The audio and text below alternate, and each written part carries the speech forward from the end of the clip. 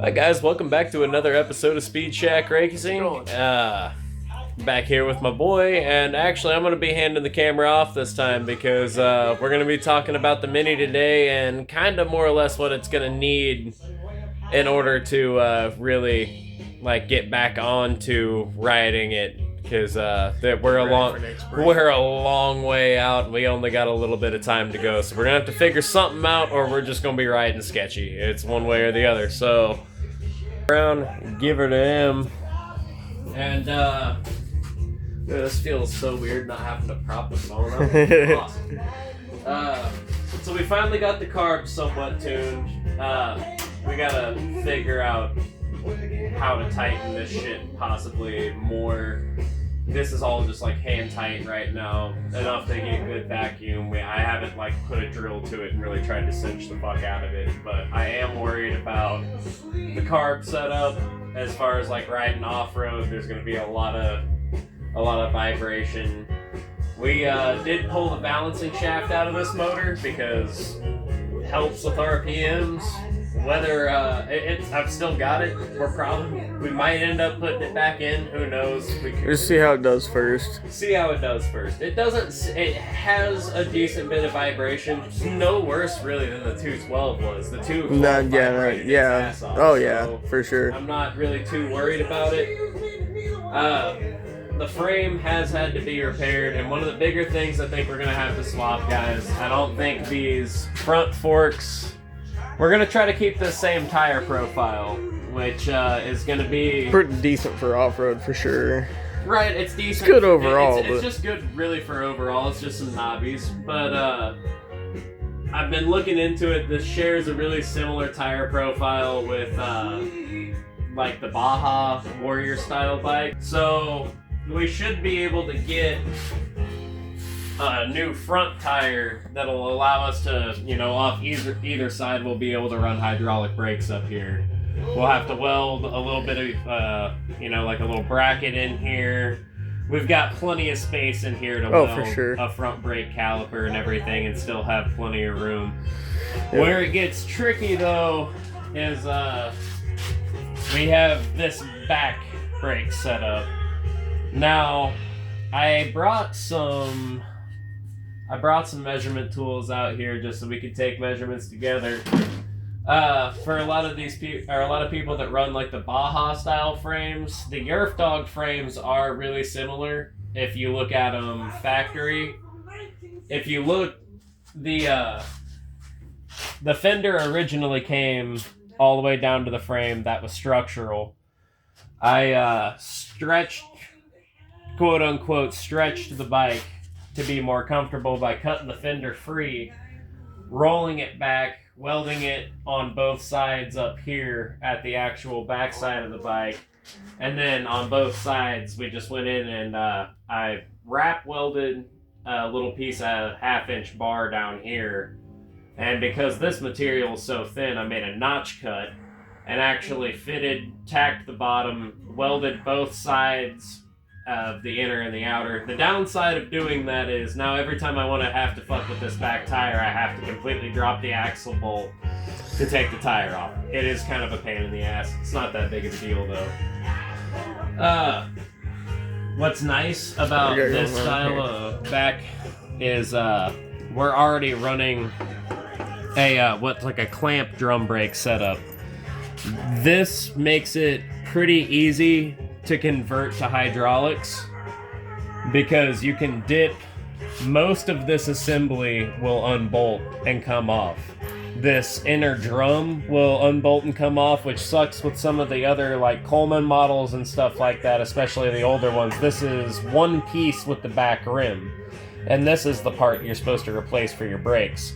If you can't tell, mine is completely shot. There's hardly any brake material left. This bike essentially had no brakes. How we managed to stop last season, I don't know. But I mean, they worked if you had the amount of forearm strength to really yank on that thing and slow yourself down. Otherwise, it really wasn't doing much for you, and you just shouldn't use that much throttle to take that on. With this, though, we really don't have much of a choice. I don't know how much horsepower it is. I don't know how much torque it is. I'm not going to pretend that I do. I know I'm scared to ride it. It's kind of probably gone a little bit too far, wouldn't it? Oh, for sure. It was factory rated at 18 horsepower and over that in torque. So, Right. Well, and but here's who the whole knows what thing. it is now? It's I've been the whole time this bike's been on the ground. We just picked it up for the first time and set it on our old busted washer that we had to replace because it's a bike stand now. Yep. We picked it up and looked at each other and we were like, this thing's way lighter than we expected. Yes. I expected this thing to weigh estimated 160 pounds or so. I'll get a video or probably just a picture and post it as an upload on. But this thing can't weigh more than what do you say? Probably 120 pounds at most. yeah. Like the frame and the motor probably weigh about equal to each other. Yeah, it's not a whole lot, especially for a big bore. It's not a whole lot of weight. Like now, one problem that we did encounter is we didn't want to run a jack shaft and flip the rear axle, put the sprocket on the other side. That would require stretching the frame even further. It's a lot more fabrication. So we just off-centered the big block. we get a good. Not probably the wisest decision, but in the terms of just There's like center. doing it, it's there. It's kind of got some balance. It's one of the bikes of all time. Hey, you know what? I think it's gonna be a ripper whenever it's done for sure. Right. One thing that's for sure going to have to happen too is we're going to go 2 gussets to the center, and we're also going to gusset from the frame body to the bottom body. So we'll try to stay away from welding around this neck anymore. I got to grind the rest of these down and inspect them, make sure those welds are going to hold and do pretty good. We don't have a very good welder, so you really got to take your time and make sure that, especially with something like this, that if you're doing frame mods, you're doing it right. Yep. We're going to have to add in some extra supports.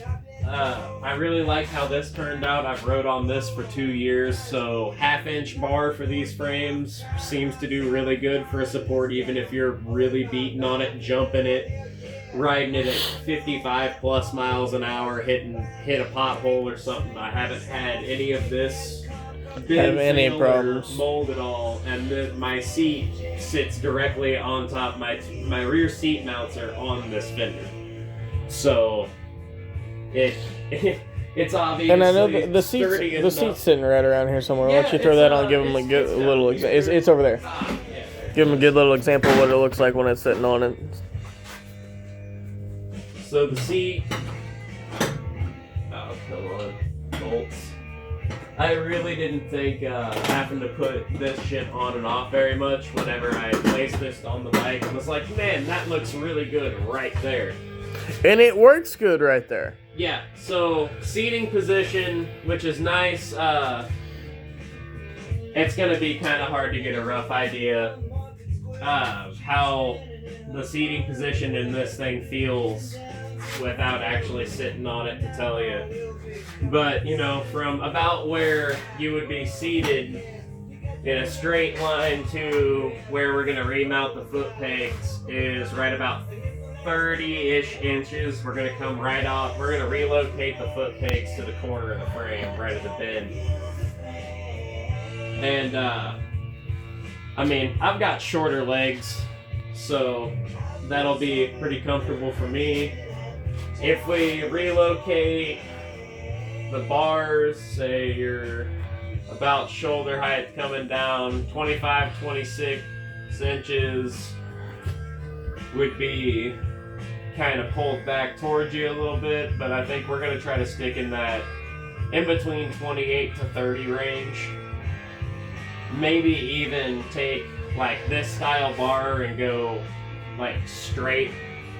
So instead of coming off of the tree, coming back like this, we'll be able to kind of angle it over, give it almost more like a drag bar setup. I feel like that's going to help you a lot. We are getting rid of the twist throttle on this. We're going to go with a It's thumb just throttle. got too much torque.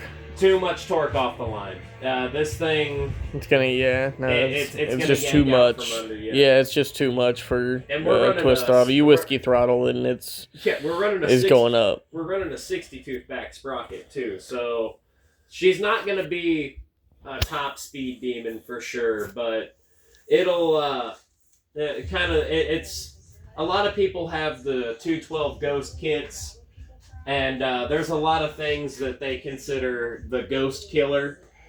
This is the Ghost killer. I mean, you're talking twice the displacement, twice the horsepower, almost 3 times the torque. Some people that have dynoed these with roller rockers and smaller application camshafts, they're looking at like 30-ish foot-pounds of torque on a mini bike. And if you guys come over and you see real quick, this carb's almost the size of my fist, and it's pretty massive for sure. And really, it wouldn't be too bad to have a smaller carb. If we can't get this one to ride and run right, I've got a PZ30, and we'll knock 8 millimeters off the carb and drop it below the intake size instead of above, and make it a little bit smaller than the intake valve. That's what a lot of people say they wanted to run. I wanted to see if I could get the bigger carb, more fuel. Make more sure it has air. plenty of fuel for what it's trying to do. Well, I mean, it's a fairly large motor, so Yeah. I wouldn't be willing to bet that if you took all the governing factors off of it and let it do what it's gonna do. Who's to say? I haven't been able to ride it yet, but another thing we're probably gonna end up doing is this bike does have electric start. We're gonna delete this box entirely, so this will be completely gone. We're gonna have a small deal up here above the fuel tank with my new ignition switch. Will go up here. I'm gonna try to rewire one off of a Nissan forklift up here and just make a little bracket for it. That way it's got a up top key start. We'll be able to still keep the factory kill switch if we keep the factory handlebars. Probably not going to happen because these whole front fork assemblies are one piece, so the only thing we're really going to be able to save here is the tire. This is all got to go in terms of actually putting something on it that's going to last and potentially not break the frame again. We've already broke the frame on this one time ride. And that was with a smaller motor application. Well, I'm not even gonna lie, man. I wish I would have had a YouTube channel at the time, because this thing at Ray Rocks was... Oh, I'm sure it was the time. It was crazy. It was crazy. Hopefully... Well, I've rode it several times. It was tough. I rode it a lot, too. It didn't care. Yeah, no, it would just take 50, it. 60 mile an hour really wasn't a chore for it. It was just all the motor could really do, and that was with the 212.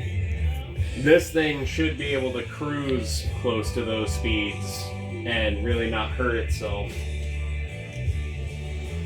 We're going to delete the box, wire a new ignition. I'm going to see what we can do about potentially making an actual tack and speedo setup.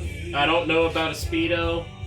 I'll have to kind of look into some older bike technology, maybe dip back into the books of the 70s and see if there's anything that we can kind of work off of a magneto style setup, or which would be the coil in your flywheel setup on these. You can kind of tap magneto signals in a similar way.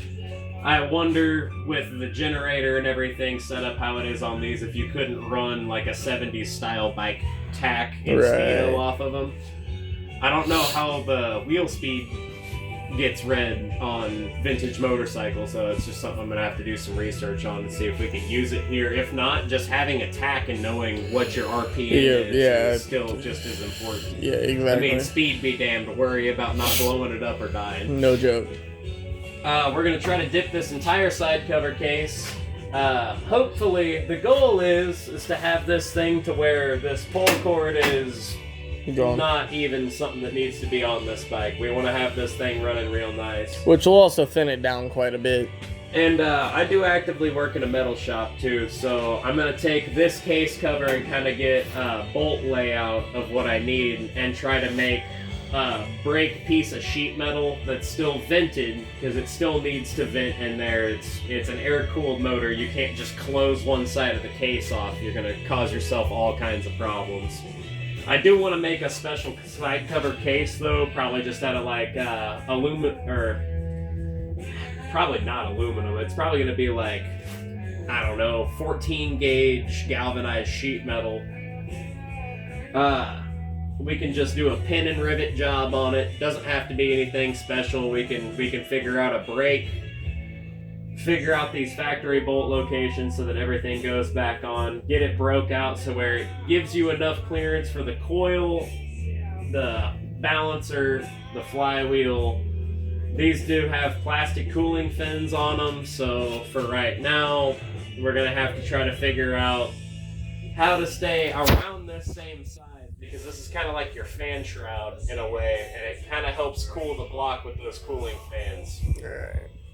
So we have to, if anything, we need to put an inlet down here, because these fan scoops go this way, so they're pulling air from there and shoving it up towards the head. That's kind of this whole design.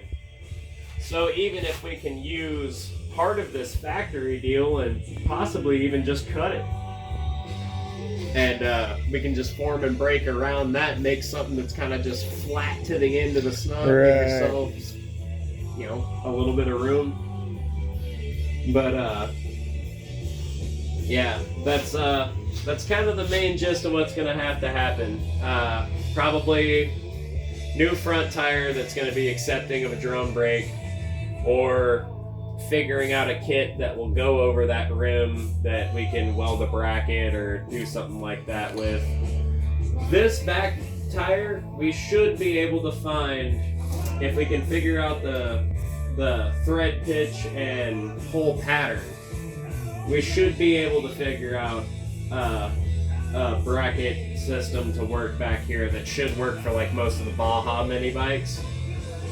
And then the rest of this thing's just going to be trying to slim the ergo up a little bit and re-embrace the frame, make sure that everything's going to hold with the amount of power that it's got.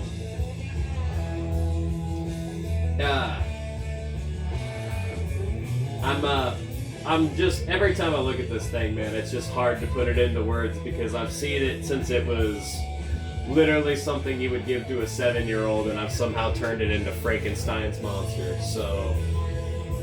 yeah, I can't wait to see how it's going to perform with the new 440 on man, it. It gives me chills thinking about it. It's going to be crazy. So, if you guys like this, and if you guys want to see videos of the build happening, or, you know, I think the next one, if it wasn't so late, we'd try to get one of it running, but that's just kind of a task. We're not trying to piss off the neighbors, so this is kind of what we can put out right now. Hopefully, maybe soon when we get a little bit of good usable daytime, we can get a good video of this thing running, idling. We took the drill bit set and completely custom drilled this card, because the jets that came on it from the factory were so freaking tiny. They would not feed this motor for anything, and it was so lean it was causing almost like a diesel runaway, wouldn't you say? Where it was just like pulling so much that it couldn't fucking physically want anymore, and it was actually an underfueling and not an overfueling. Correct. The more fuel we gave it, the happier it was. It wanted way less air and way more fuel. Granted, it's still wintertime, so come springtime, we'll see if we fucked it up or not. But we'll see. But yeah, that's about it for right now, guys. So watching, and if you guys have any questions, comments, concerns, just drop a like, drop a comment down in the comments section, and we'll see you guys next time.